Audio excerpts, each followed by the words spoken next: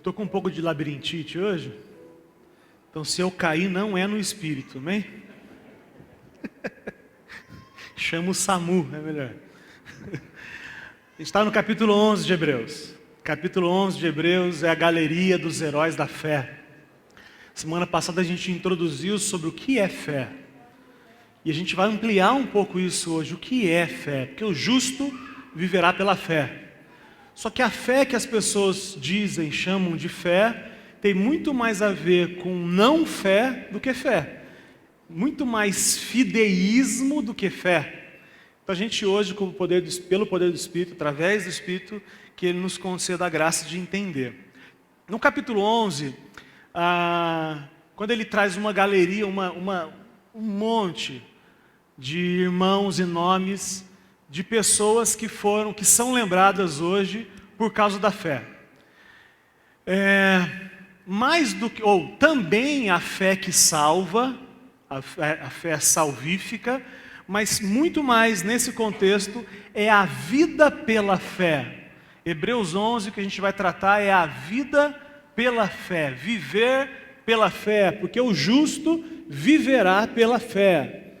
Justo, é evidente que não são as nossas obras que nos tornam justos, é a graça de Deus, é o sacrifício de Jesus na cruz que nos tornou justos perante Deus. Diga amém, irmãos. Isso é muito importante, porque se você não entende isso, não tem nem como a gente falar sobre fé. Fé é a resposta, ou é uma coisa natural que se manifesta na nossa vida, na vida daqueles que creem, na vida daqueles que já conheceram Jesus.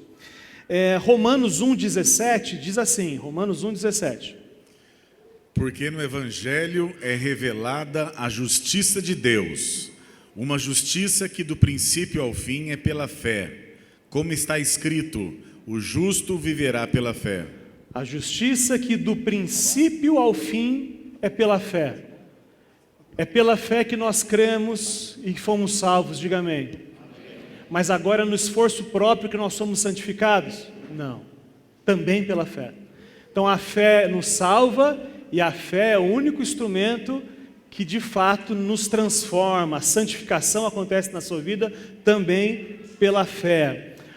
Do versículo 1 ao 7 do capítulo 11 de Hebreus, do capítulo 11 de Hebreus, ele fala da experiência da fé pré-dilúvio. Então fala de Abel, fala de, quem mais? Noé também, enfim, depois leia com calma, ele fala da experiência dos irmãos na fé pré-dilúvio. Isso é só uma coisa interessante para você construir junto. Outra coisa que é interessante é que não cita a fé de Adão.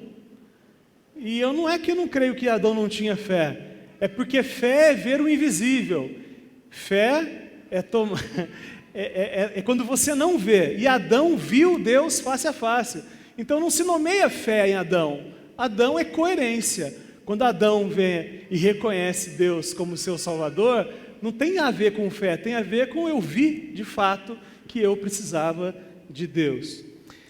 Outra coisa interessante, a gente dá sequência no texto de Hebreus 11, é que o autor de Hebreus, ele não cita o período no deserto.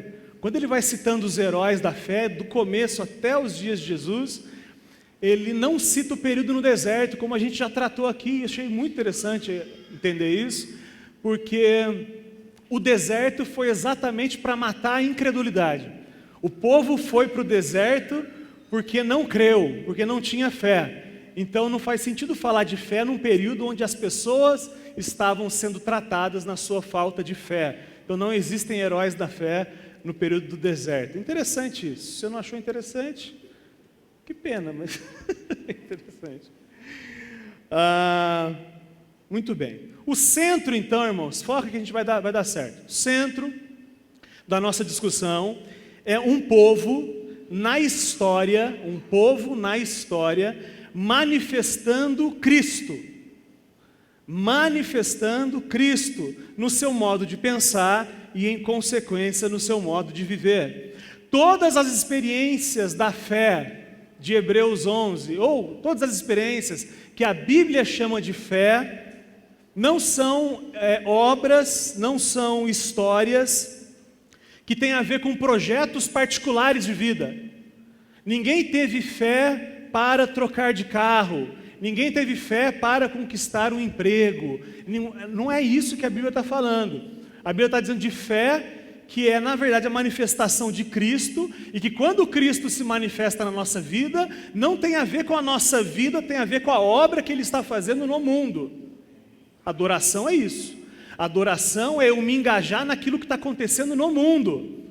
O que Deus está fazendo no mundo, aí eu, transformado pelo Espírito Santo, manifesto Cristo em mim, e nesse momento eu manifesto fé.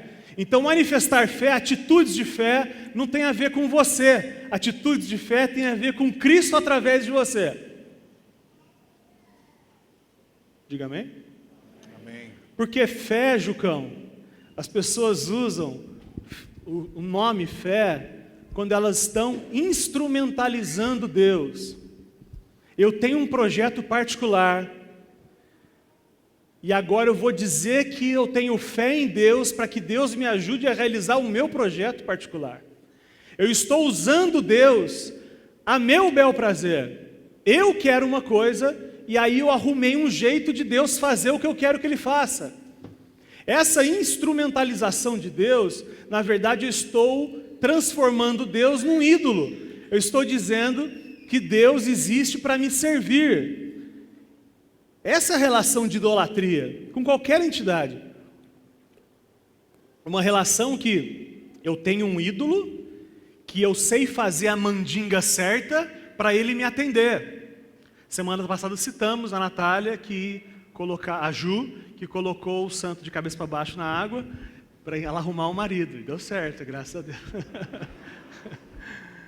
Isso, é claro que é brincadeira. Isso é um ídolo. Eu recorro a ele, eu forço ele, eu instrumentalizo ele ao meu prazer, à minha necessidade. É um Deus que satisfaz as minhas demandas. Eu tenho coisas que eu quero no mundo, e aí eu vou atrás de alguém que me dê essas coisas.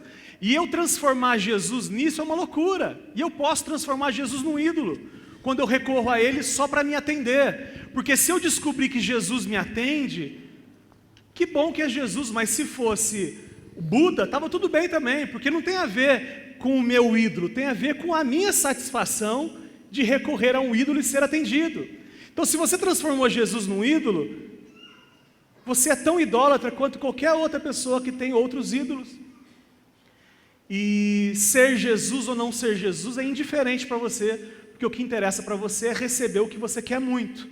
Você projeta na sua cabeça, você ora fazendo cara feia e Deus te atende. Você faz beicinho, você faz do jeito certo, ora de madrugada às 3 da manhã, você faz aquilo que é certo fazer, você vem para a igreja, e aí Deus, aqui eu estou aqui na igreja, agora me dê o que eu quero. Isso não tem nada a ver com fé, isso é antifé, isso é fideísmo, isso é uma relação com Deus de idolatria, diga misericórdia. Esses atos proféticos, e eu não vou entrar na questão se existe alguma forma coerente de se fazer atos proféticos, mas a maioria dos atos proféticos são resultado de idolatria. Então eu quero muito que aconteça, faço força para acontecer, e aí agora Deus tem que fazer dar certo. Isso pode ser neurolinguística, pode ser coach, pode ser autoajuda, mas não é fé. Eu não estou dizendo nem que não é útil, eu estou dizendo só que não é fé. Pode desejar, pode ter corrente positiva se quiser, cada um. Só que não chame isso de fé, isso não é fé. Uma irmã semana passada me perguntou, quando eu falei tudo isso, como é que ficam então as minhas orações?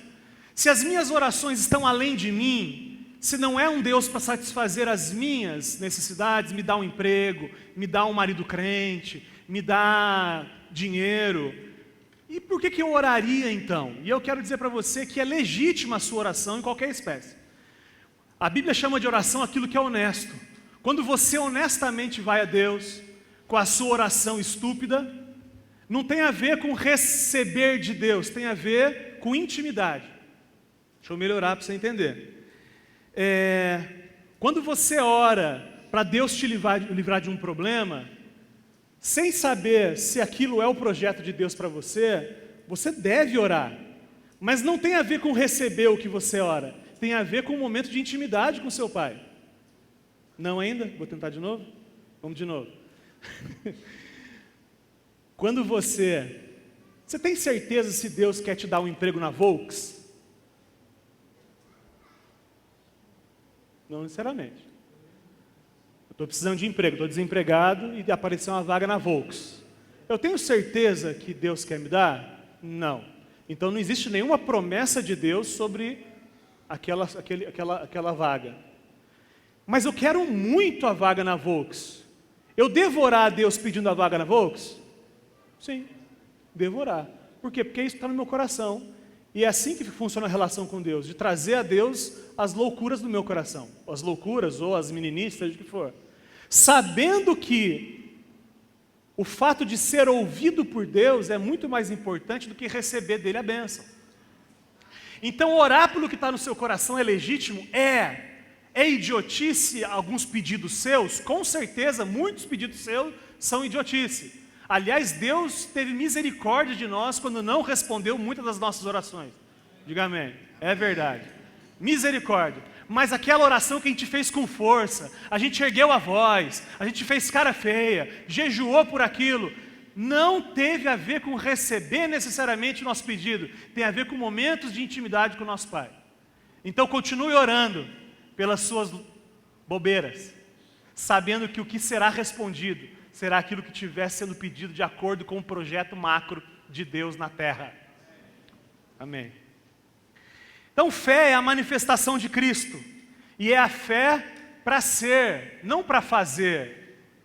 Não é a fé, Deus transforma meu marido em alguém que eu quero que ele seja. Não, Deus me transforma na esposa que o meu marido precisa que eu seja.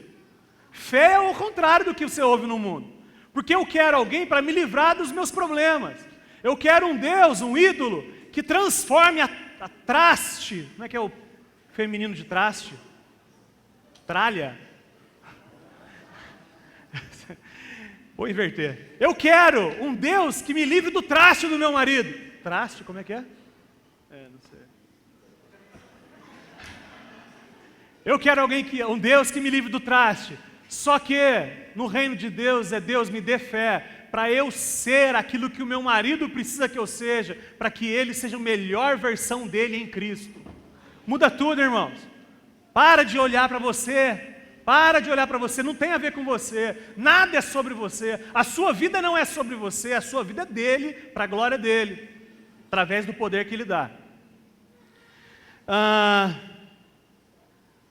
Então tudo que você faz, que de fato é uma atitude de fé, não é você, é Cristo em você. Gálatas 2:20, não dá para ler na versão da NVI, alguma outra versão?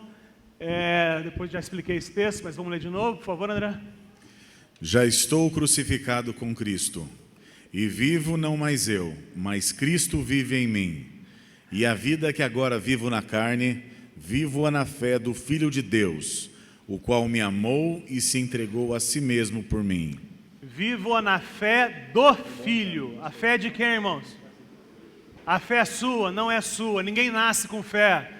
Toda a fé que você manifesta não é sua, é a fé do Filho através de você, porque você está crucificado, e quem vive na sua vida não é você, é Cristo em você, e quem manifesta fé na sua vida é Cristo em você, e não você que está crucificado e morto. Diga amém? Amém. Deveria estar crucificado e morto. Então, querer muito que aconteça não é fé. Trabalhar muito para que aconteça não é fé.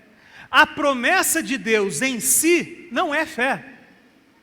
O que é fé? Essas três coisas juntas. Essas três coisas juntas eu chamo de fé. Essas três coisas juntas a Bíblia chama de fé. Então o que é fé? É a promessa de Deus, desse lado. É a certeza de que Deus vai cumprir aquilo que Ele prometeu. E o meu engajamento naquilo que Deus prometeu e vai cumprir. Isso é fé. Isso é que está na relação de Hebreus 11. Na sua vida é a mesma coisa, irmão. A gente vai tentar ampliar isso, se Deus der graça. Eu estou dizendo hoje que fé é esse pacote tripartido. onde a promessa de Deus foi feita, a expectativa, a certeza plena, a esperança, porque quando a Bíblia fala de esperança, ela não fala de um desejo que aconteça. Quando a Bíblia fala de esperança, ela diz certeza que vai acontecer. Então a promessa de Deus que vai acontecer, eu me engajo para que isso aqui aconteça. Isso a Bíblia chama de fé, Hebreus chama de fé. Então fé, resumindo a definição, é uma ação sua na certeza que vai acontecer porque Deus disse. Deixa eu repetir, fé é uma ação sua na certeza que vai acontecer porque Deus disse que aconteceria. Amém? Esse texto de Hebreus 11:1 que o André vai ler é a única definição bíblica de fé. O único momento que a Bíblia fala fé é esse Hebreus 11. Por favor, André. Ora, a fé é a certeza daquilo que esperamos e a prova das coisas que não vemos. Certeza daquilo que esperamos e a prova das coisas que não vemos. Então, fé, irmãos, é um título de propriedade daquilo que nós esperamos. Quem aqui tem casa própria e tem uma escritura, é a garantia de que aquela terra é sua. Fé é esse título de propriedade, isso é fé. É alguma coisa que a gente tem convicção, baseado não no cartório humano, mas baseado na palavra de Deus. É importante você entender isso, porque naquilo na sua vida que você diz que você tem fé, mas que você não tem uma promessa de Deus, não é fé. Irmão, presta atenção, isso é importante. Naquilo que você diz que tem fé, se não existe uma promessa de Deus, não é fé. Se você não espera que aconteça o que Deus prometeu, não é fé. Se você não se engaja para que aconteça aquilo que Deus prometeu, não é fé. Quando a gente leu Hebreus 11:1, a gente semana passada chegou à conclusão que é a resposta do capítulo 10. O capítulo 10 ele fala de uma vida de santidade, de um reino, um povo que vive como Jesus. Então o que nós esperamos, mas ainda não vemos, que é o texto, a fé é a certeza daquilo que esperamos e a prova das coisas que não vemos. O que é que nós esperamos, segundo o texto? Não adianta você forjar o texto, irmão, leia o texto está dentro do contexto. O capítulo 11, o autor de Hebreus não escreveu Hebreus em capítulos e versículos, era uma página só. Então, 11:1 é a continuação do 10. O que o 10 falou? Que Deus está formando um povo de gente igual a Jesus. E a utilização, como que ele vai usar isso? Através do relacionamento. Foi isso que a gente terminou. Então, o que nós esperamos e que ainda não vemos? Jesus plenamente no meu irmão. Eu, quando caminho com o meu irmão, infelizmente o meu irmão comigo olha para mim e não vê plenamente Jesus em mim. Está progressivo. Quanto mais você caminha comigo e o tempo vai passando, mais parecido com Jesus eu vou sendo. Isso é uma realidade na minha vida, é a realidade na vida dos irmãos que me cercam, que eu vejo aqueles que creram de verdade, estão cada dia mais parecidos com Jesus. Isso é muito importante. Senhor Jesus, vai chover, está chovendo, vai piorar. E a chuva atrapalha muito a nossa pregação aqui. Semana passada foi difícil. Eu tenho fé que vai parar a chuva. Vai parar a chuva? Isso é fé? Perdão, isso é fé? Deus garantiu que quando eu pedisse para parar a chuva, pararia? A não ser que eu tenha ouvido agora a voz de Deus. E Deus disse agora para mim aqui, no meu ouvidinho, hora que vai parar a chuva. Ou, meu projeto é parar com a chuva. Se Ele falou, e eu tenho certeza que vai acontecer, o que eu faço? Oro, Deus, para a chuva, e a chuva para. Como Ele não falou nada, eu só como um menino, Jesus, para a chuva. Você não falou nada sobre isso ainda, mas vai ajudar muito você parar a chuva. Tudo bem, irmãos? Vamos lá. 2 Coríntios 5, 15 e 16. Parte A só do 16, André. E Ele morreu por todos, para que aqueles que vivem já não vivam mais para si mesmos, mas para aquele que por eles morreu e ressuscitou. de modo que de agora em diante a ninguém mais consideramos do ponto de vista humano. Dá um pause aí. Agora, se é verdade que agora a mente de Cristo está sendo forjada em mim, quando eu olho para as pessoas, eu não olho mais com o meu olhar humano. Eu olho para as pessoas crendo na palavra de Deus que diz que aquele que começou a boa obra, ele é fiel para completar. E aí eu espero com paciência o tratar do Espírito Santo no meu irmão, porque eu não olho mais para o meu irmão com os olhos da fé, da carne, eu olho para o meu irmão com os olhos da fé. Porque se Deus disse que ele começou a obra e vai terminar, e eu sei que se ele falou vai acontecer, eu me engajo para que isso aconteça, amando, cuidando e blá blá blá, amém, irmãos? Confuso, tá bom? A partir disso, então, o autor ele vai ampliar a jornada do corpo de Cristo na história. E aí agora Hebreus 11 vai desenrolar. Eu queria que vocês lessem durante a semana. As nossas próximas pregações, elas todas em cima de Hebreus 11 de uma forma geral, não é versículo a versículo. Então leiam lá, releiam, para a gente continuar fazendo isso no texto. Vamos entender junto o seguinte, irmãos. Expectativa, desse lado aqui, ó, expectativa, que eu também posso chamar de esperança. No meio aqui tem o quê? Engajamento ou boas obras. Obras, aqui ó. Aqui tem o quê? Garantia, promessa de Deus. Ok? Só expectativa, agora você vai ver se não tem a ver com a sua história, a sua experiência também. Só expectativa é muito fraco. Só a expectativa é aquele, seria bom se acontecesse. Tem um monte de coisa na nossa vida que é só expectativa. Seria muito bom perder uns 10 quilos. Seria muito bom que a prefeitura asfaltasse essa rua. Seria muito bom que... O que seria bom?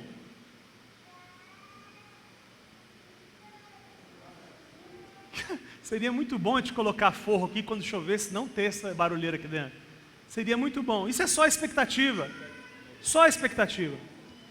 Agora, aqui ó, só engajamento é cansativo, hein?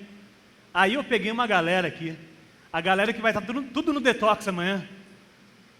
A galera do engajamento só. Isso aqui é de lascar. Alguém me mandou fazer, eu estou fazendo. A minha cultura religiosa diz que eu tenho que fazer isso aqui, eu vou fazendo. Por quê? Eu não sei. Deus prometeu? Não sei. Tem expectativa? Não sei de nada, estou fazendo. Vou fazendo porque o pastor mandou fazer, eu estou fazendo. Aliás, eu já faço há muito tempo, Lu. Você falar para mim que eu não precisava ter feito, você me joga um balde de água fria. Porque já faz 30 anos que eu faço isso. Mas Deus deu alguma garantia que vai acontecer? Você tem uma expectativa que a promessa vai se cumprir através do seu serviço? Não, eu estou só fazendo mesmo. Gente que deu a vida pela instituição, viu que a instituição não é Deus, idolatrou a instituição e hoje está magoada, com um tiro no ombro, está na enfermaria, está na UTI do nosso hospital, e alguns demoram anos para ter alta do hospital, porque fica naquela cultura do só engajamento, só trabalho. Agora, só garantia também não funciona. As promessas bíblicas, elas existem independente de você. Então você precisa conhecer a vontade de Deus. Você precisa conhecer as promessas de Deus, para que toda a sua vida seja de fato uma vida de fé. É claro que tudo isso aqui provém de Deus, é claro que sim, tudo vem de Deus. O seu desejo de se engajar vem de Deus, a sua expectativa vem de Deus. Amém. Então, vamos analisar nesse capítulo 11 essa garantia, engajamento e expectativa dentro desses heróis do capítulo 11 de Hebreus. Logo no versículo 1, ele fala da garantia, abre aspas, certeza daquilo que esperamos. A fé é a certeza daquilo que esperamos. Certeza, convicção, está aqui. No versículo 7, abre aspas, Noé, quando avisado, está aqui, ó irmão. A voz de Deus para você, a revelação de Deus para você, o projeto de Deus para a sua vida está aqui, ó. Noé, quando foi avisado. No versículo 8, Abraão, quando foi chamado. Aí, ó, pela fé, Abraão, quando foi chamado. Está entendendo a garantia de Deus? Deus chegou e deu uma ordem. Deus chegou e deu uma promessa. Ele deu uma garantia que aconteceria. Está aqui. Versículo 9, nós somos co-herdeiros da mesma promessa. Olha a última linha embaixo. Co-herdeiros da mesma promessa. Nós também temos a promessa de Deus, aquelas específicas. Versículo 11, considerou fiel aquele que tinha feito as promessas. Versículo 17, aquele que havia recebido as promessas. 18, Deus lhe tivesse dito, olha só, embora Deus lhe tivesse dito, garantia, promessa. Se Deus falou, Ele vai cumprir. Diga amém. Se Deus falou, Ele vai cumprir. Versículo 27, porque via aquele que é invisível, uma promessa de revelação. Versículo 17, mas a gente tem no capítulo inteiro expectativa aqui, ó, expectativa sobre a promessa. O versículo 6, ele recompensa aqueles que o buscam. Expectativa que vai acontecer a promessa. Versículo 7, abre aspas, movido de santo temor. Eles movidos de santo temor, porque eles sabiam o que ia acontecer, eles se moveram. Versículo 10, esperavam a cidade santa, pois eles esperavam a cidade que tem alicerces, cujo arquiteto e edificador é Deus. Versículo 12, leia por favor 12. Assim, daquele homem já sem vitalidade, originaram-se descendentes tão numerosos como as estrelas do céu e tão incontáveis como a areia da praia do mar. Assim, daquele homem já sem vitalidade. Eu queria levantar aqui os homens que não têm vitalidade, para a gente orar com vocês. A esposa já cutucando, vai lá. E calçada. Então, aqueles... Amém, continuando.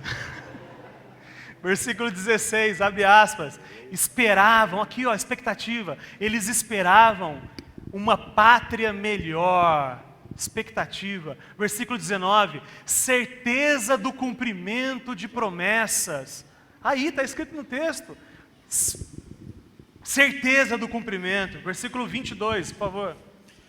Pela fé, José, no fim da vida, fez menção do êxodo dos israelitas do Egito e deu instruções acerca dos seus próprios ossos.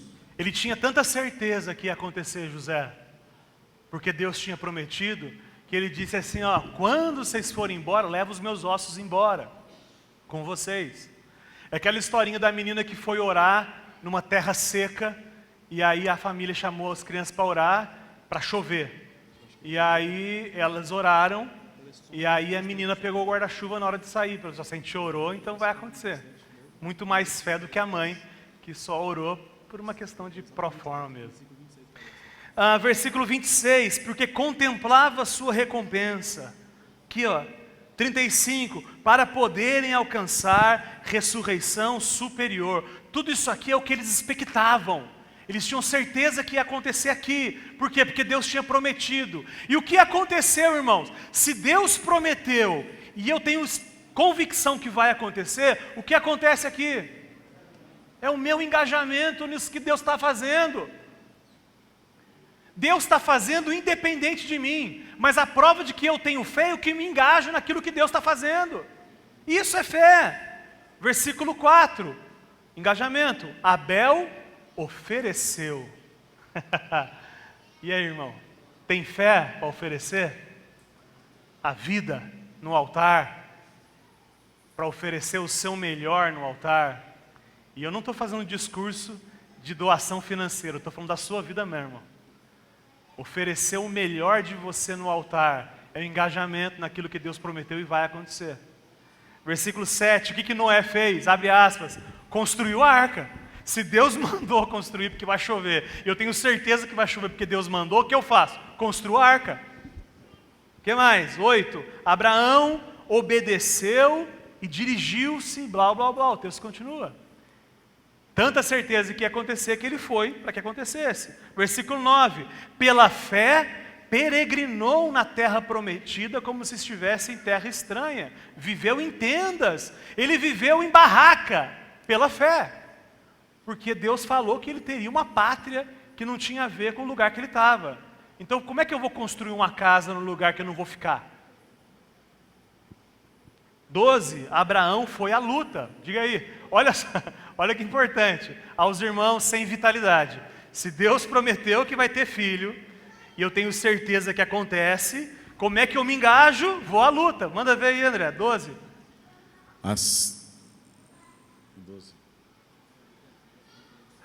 12.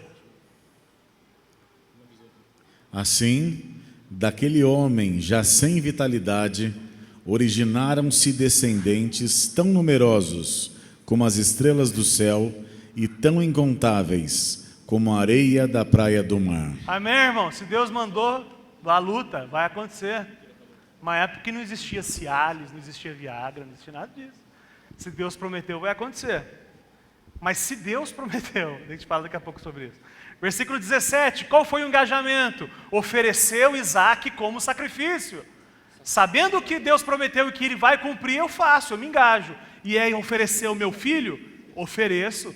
Pode sacrificar, vou sacrificar. Versículo 20, pela fé, Isaac abençoou, ele trabalhou. Versículo 22, deu instruções ao povo.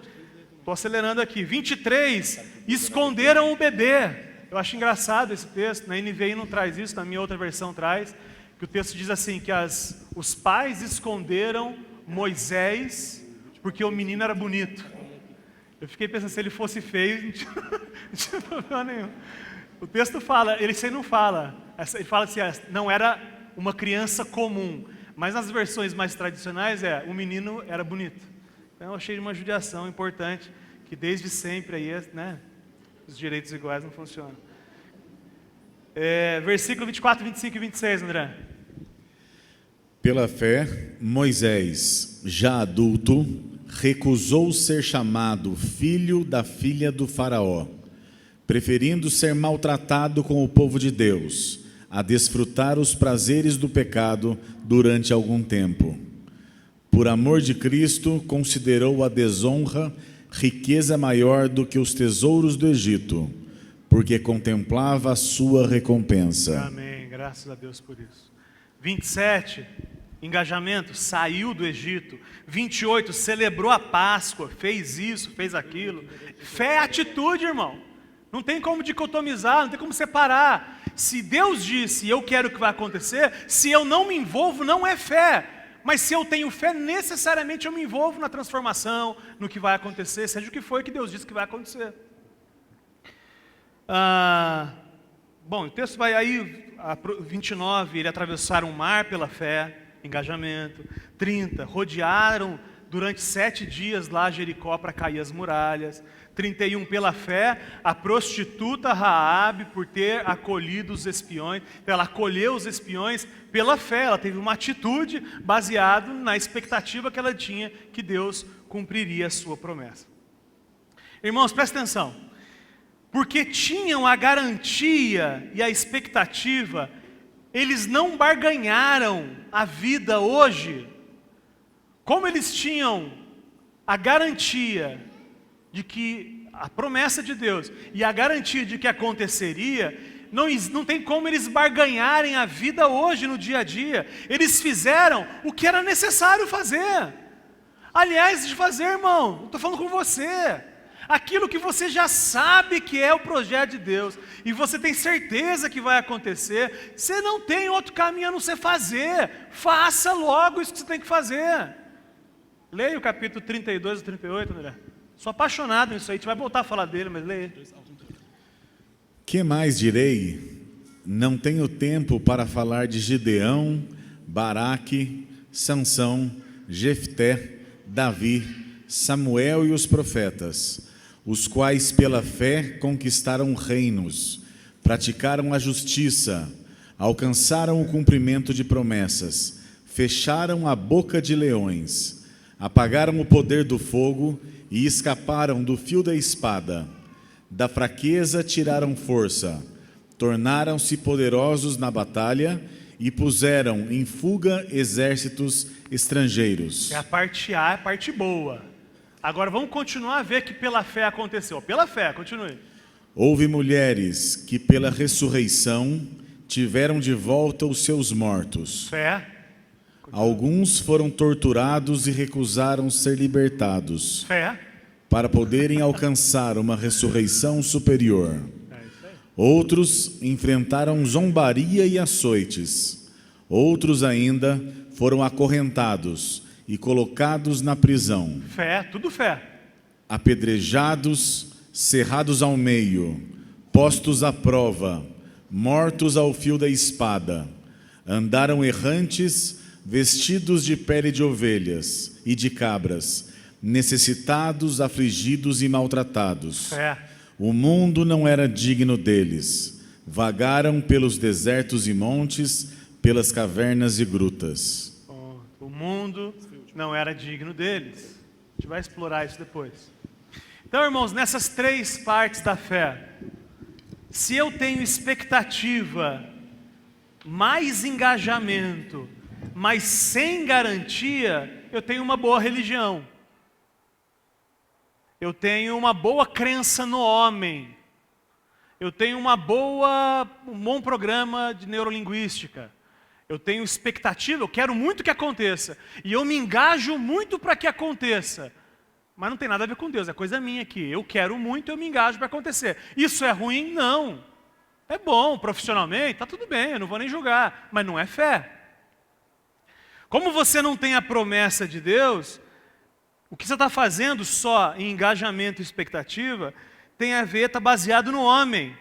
Está fazendo de forma sincera o que Deus não mandou fazer. Está fazendo de forma sincera, mas aquilo que Deus não mandou fazer. Como você não sabe a vontade de Deus, você expecta, deseja e se engaja em coisas que não tem nada a ver.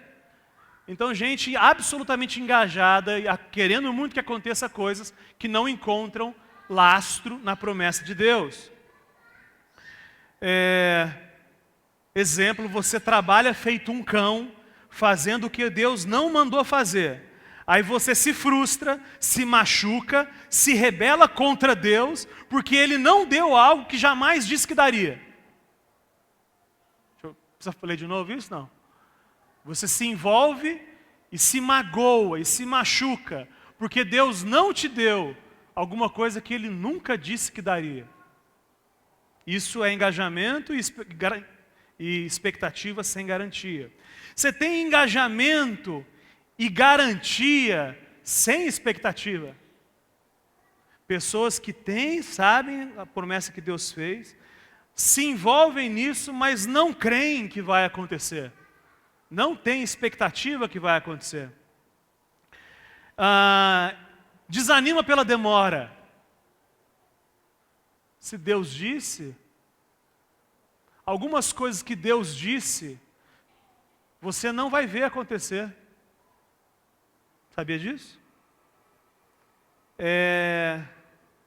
Aliás, tem um pastor, uma vez estava falando sobre a volta de Jesus com ele, um pastor amado, e eu falei, cara, e Jesus está à porta aí, cara, Jesus vai voltar em breve, muito em breve, aquele que vem virá. E aí ele falou assim, faz tempo já, né, Lucas? Faz tempo que ele está voltando aí, né? Quer dizer, engajado na obra, na garantia de que Deus, ele disse, ele crê na promessa que Deus vai voltar, mas já não acredita que vai acontecer na geração dele, já está sem expectativa nenhuma. Agora, expectativa mais garantia sem engajamento também não é fé. A fé sem obras é morta. Não é isso que o Tiago fala? Você tem certeza que Deus vai fazer, você até crê que vai realmente fazer, mas você não se envolve nisso, isso não é fé. Por exemplo, Uma vida de santidade é o projeto de Deus? Tem promessa de Deus? Aquele que começou a boa obra vai terminar? Tem? Você tem certeza que vai acontecer na sua vida isso? Se você não se engaja nisso, não é fé. Fé sem obras é morta. Você está de brincadeira comigo. Considerações finais. Às vezes, irmãos, o único engajamento possível é a nossa oração. Às vezes, não sempre. Quase nunca, mas em alguns momentos. O único engajamento que você pode ter sobre algumas coisas que você sabe que Deus quer e que vai acontecer é a sua oração. Porque tem coisas que estão muito além do seu engajamento. Outra coisa que eu quero dizer para a gente encerrar é dizer que fé é ação, inclusive de esperar. Confuso, né? Mas é legal isso aí. Fé é ação, inclusive a ação de esperar, não se mexer. Às vezes o engajamento que Deus quer em alguma coisa que Ele já disse que vai acontecer e você crê que vai acontecer, é não botar sua mão suja naquilo. É tão difícil, né, irmão? Nossa, é tão difícil. Uma coisa importante sobre isso aqui, irmão. Não confunda a voz de Deus com a voz do maluco que se chama profeta, que se auto-intitula profeta. Não confunda promessa de Deus, porque você foi numa reunião e um cara falou, opa, segura aí, irmão. Estou vendo na mão direita uma espada, na mão esquerda um diploma, ou na mão direita uma Bíblia, e na outra não sei o quê. Eu não estou dizendo que Deus não fala a partir daí. Eu estou dizendo que com esse discurso, a maioria dos caras engana nós. E aí você fica achando que é uma promessa de Deus, mas não é. Esse cara aqui chegou e falou assim, você vai ter filho.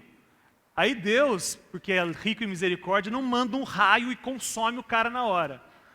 E aí você sai com aquilo achando que é promessa de Deus, mas Deus nunca prometeu aquilo para você. Deus nunca prometeu um casamento que te prometeram no culto lá, neopentecostal exagerado. Deus nunca prometeu isso para você. Aí você se apega àquilo. Quando não acontece aquilo que Deus não prometeu que ia acontecer, você fica jujungo, você sai chateadinho com Deus. Por quê? Porque alguém canalha, se dizendo voz de Deus para você, te deu uma promessa que não fazia nenhum cabimento.